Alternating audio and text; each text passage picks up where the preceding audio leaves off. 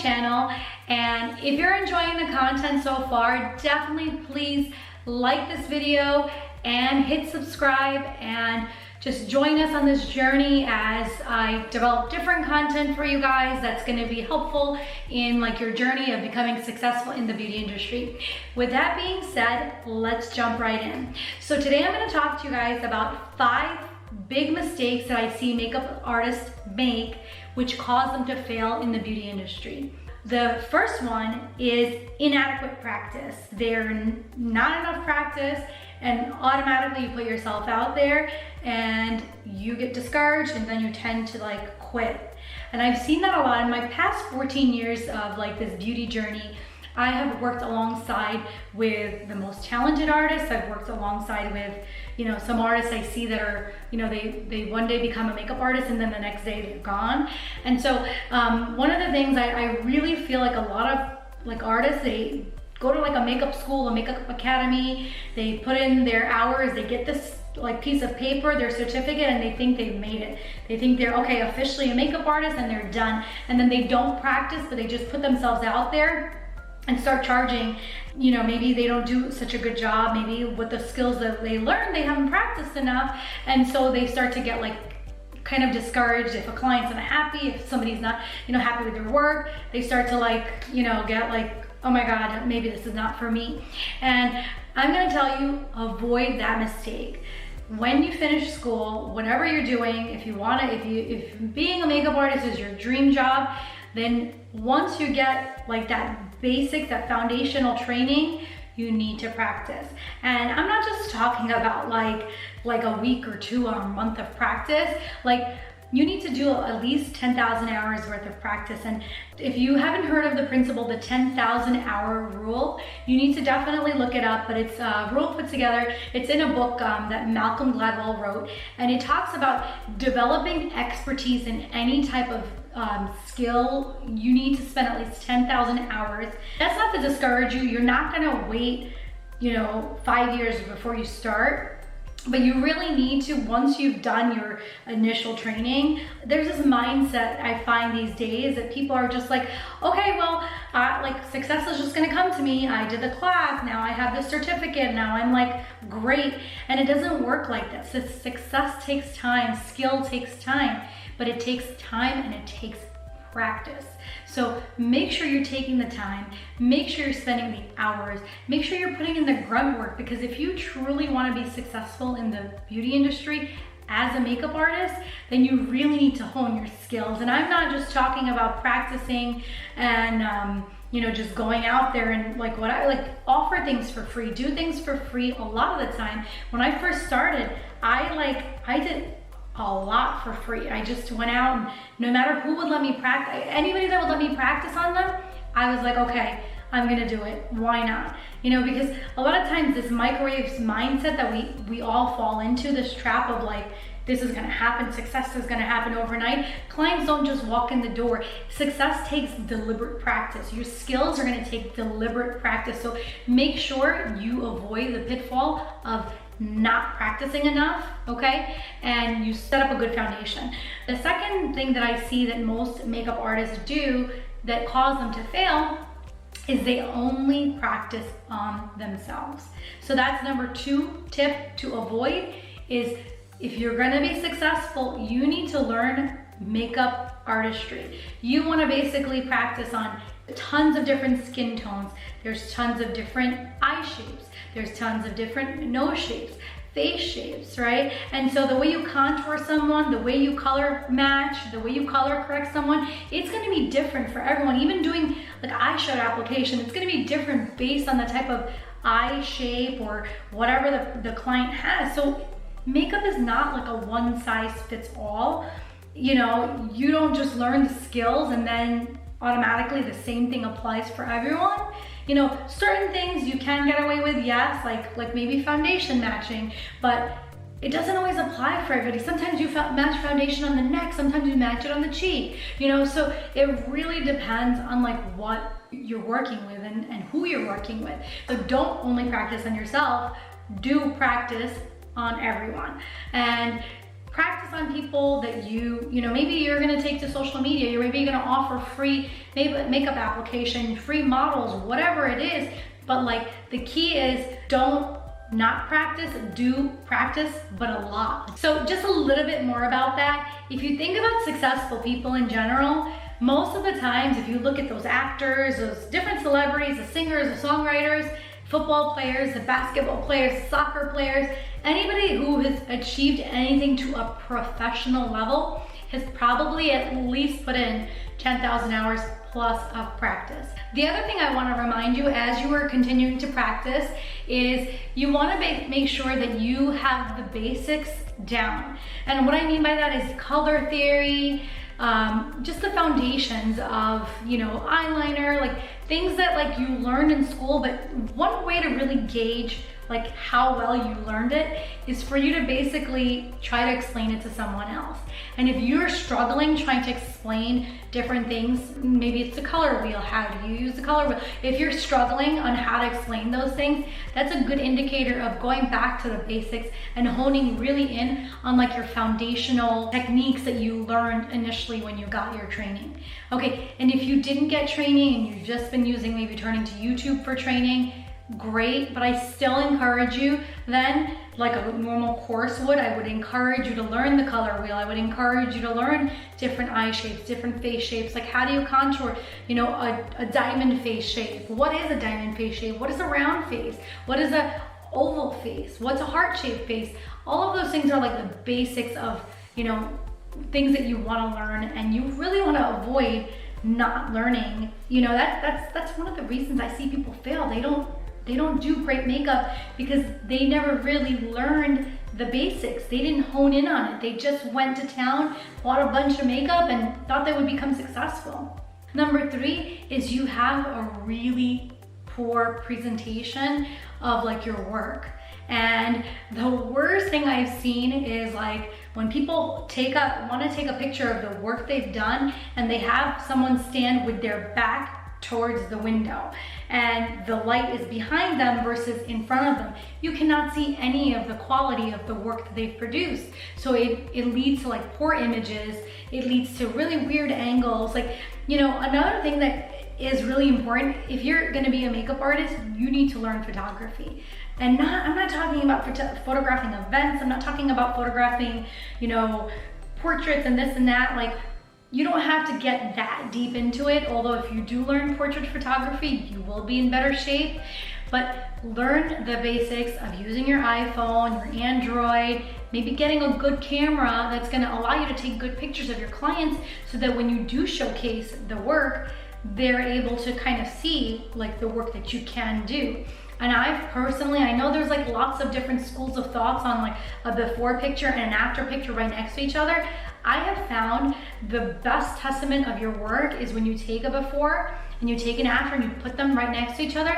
People love to see that. They love to see what you can do on a blank canvas and what you can create. And you know, makeup is about enhancement, guys. It's not about changing the person that you see, you know, and that's my opinion because I know there are makeup artists that totally change the way someone looks. But the most classic type of beauty, and that I would say like 90% of your clientele is gonna appreciate that clean, classic look, okay? But really learn to take good pictures of your work, learn to present them in a professional way. You know, when you're setting up your social media, whether it's your Instagram, which I definitely recommend for you to do if you don't have an online website, but eventually work towards getting a website because that's going to make you more of a pro. Nowadays, there's lots of different, you know, different sites you can use to develop a really great website. I personally love Squarespace. You know, if you don't even have any like technical background, you can still really build an easy website. Just start to collect archive of like your work, you know, keep it in a folder, whether on Dropbox, on Google Drive, and start to create images. And you know, don't only you just review the images and think, okay, well, let me put these up and just throw anything up. And I would never start with just like throwing up whatever work you think is good. I would have somebody review it, and I would only put up the pictures of the work that you think is like the best of your work. So, you know, that's another reason why people they fail, because their galleries look horrible. So nobody's calling them, nobody's emailing, nobody's messaging or DMing you to work on them, because your gallery, your representation, you could be the most talented. I've seen, like, even when I've worked with artists, they could be the most talented makeup artists, but their presentation of their work is terrible. And so get to know your angles, get to know, and I'll do a video, you know, down the road on like how to do photography for makeup artists, but like get to know your angles, get to know like depending on like if you have like a person, maybe like you have a client that has like a really sharp nose feature, don't take a side profile then. Like there's lots of different things that you can do to really make your gallery look beautiful, and then be consistent with the types of quality of images you post. Don't one day take a picture on like a dark picture, maybe it's a horrible like a dark iPhone picture or whatever, and then next day post a DSLR picture. Post consistent types of images that creates like a really nice gallery. It's gonna reflect like even your professionalism. People are gonna think you're more professional because your image gallery looks better.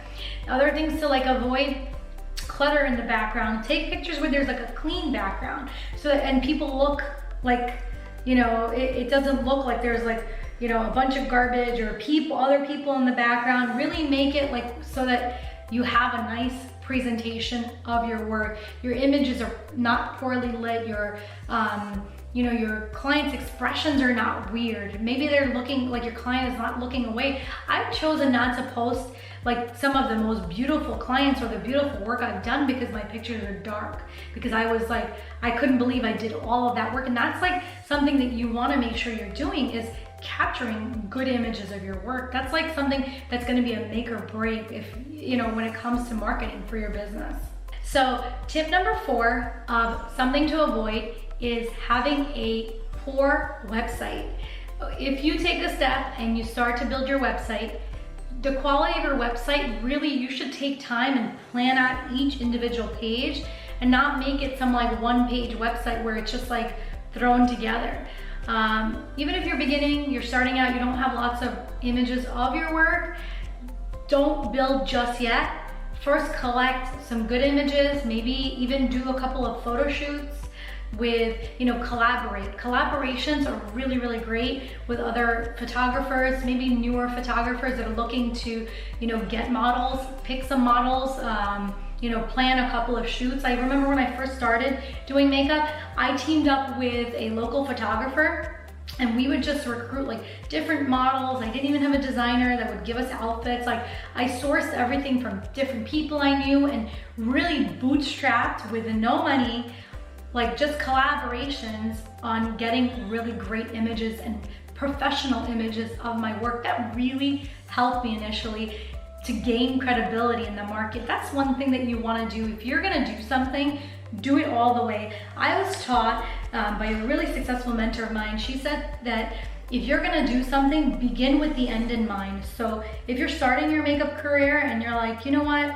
I want to build a really successful career out of this, whether you want to be bridal, print, media, like TV, film, whatever it is you're looking to do, stage, like begin with the end in mind. Like look at some of your icons that are doing really, really well in your particular chosen path of makeup artistry. You know, maybe it's someone that's like a really successful Broadway, you know, stage artist that does like celebrities, and you know, whoever it is, you can literally find anybody these days just by Google searching, LinkedIn searching, using some social media. Look at their work, and information is free. Like I'm not saying to copy anything of what they do, but look at the trends like of the people that are successful. Look at what their like pages look like. Look at what their work history looks like. Look at how their self-presentation looks like. All of that is going to be a key for you to become successful in the makeup business. So another pitfall to avoid is having a very poor, unprofessional looking website. If you need to save money and pay someone to help you develop the site, do it. The investment that you make in the beginning will pay you dividends as you continue to grow your career. okay? You know, you think about like anybody who starts like a traditional business, they have overhead, they have expenses.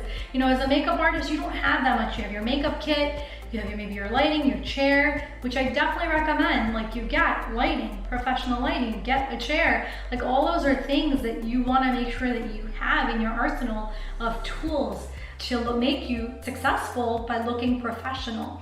You know, your credibility is gonna be either increased or decreased by some of these things that you do, you know? So make sure that you have like a good presentation of your social profiles, of your images, of your website. All of that is gonna be a key into you becoming successful. And then the last thing, and something that I want you to avoid as a makeup artist, is lack of self-belief in yourself. You know, sometimes clients beat you up. People that you're working with, maybe like it's your friends, it's your family, people don't believe that you can become successful or you can do well. I remember when I started, I had to prove myself to everyone in my network of friends. You know, there was some and very few that always supported me no matter what I did. They had my back all the way.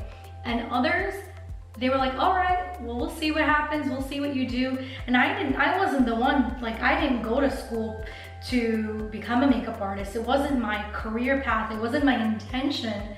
I had like a challenge where I needed to do good makeup on myself, and like I was getting married.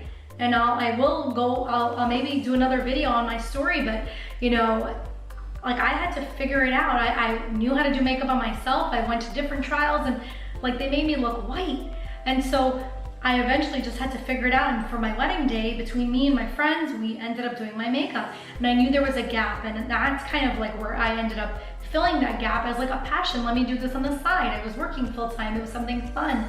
But for those of you who are making this into your career, you know, no matter where you are, starting from 0 to 360, like your friends, your family, your network is gonna be the key.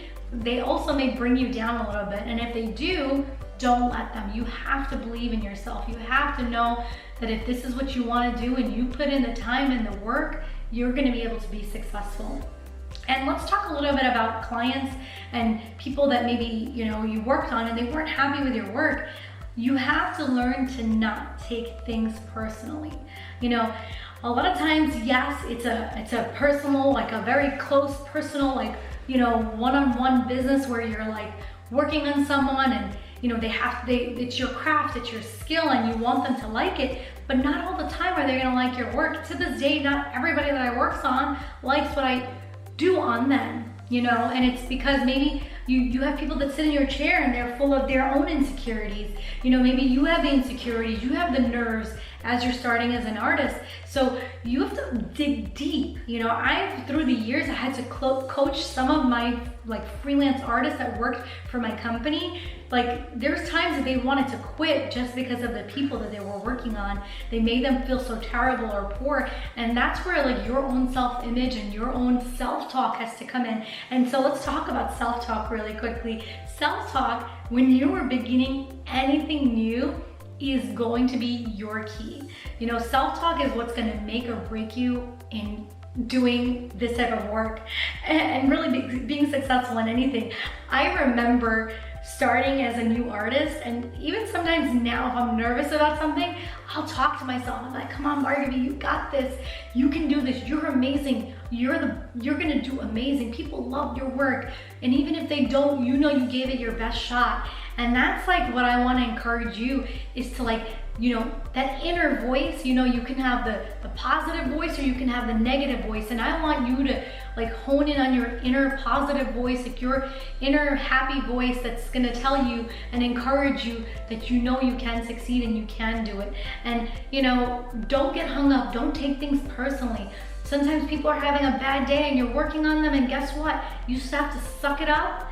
You know, provide excellent customer service, because being an artist isn't just about being good at your craft. It's also about being a good customer service, good at customer service, having good people skills.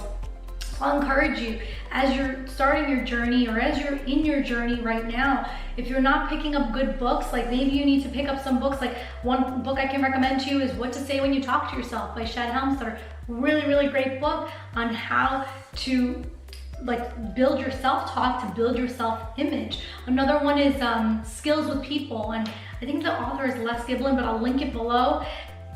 That's another great book that you can pick up, and you know, those skills are going to take you a long way. Being able to read someone's body language, being able to read maybe what is going on in their mind when they're not saying it, is going to help you along the way, and for yourself too, because if you're nervous or you're unsure, people pick up on that, and that lack of self-image or self-belief is going to be transferred to your client. So, but if you are working with someone, like if I'm sitting in your chair and you're confident and you're like, I know that I don't have anything to worry about. So it's part of even being an artist is psychological.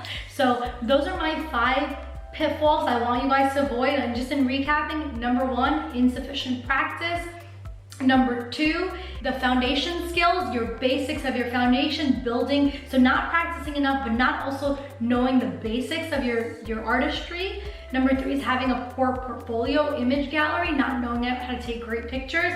Number 4 is having like a poor representation of your, you know, your website, your social media, all of that. And number 5 is having a lack of self-belief or self-doubt. Those are 5 things, guys, you want to avoid when you're starting your career, when you're in your career, maybe you're, you know, just overall. Those are things that are going to make or break your business as a makeup artist. So, you know, I hope those tips helped. If you liked what you learned today, definitely please subscribe, hit the subscribe button, hit the like button, share your comments or your questions with me in the comments below, and share this with somebody else that you think might benefit from these tips. So as always, be well, be safe. Love you guys. Bye.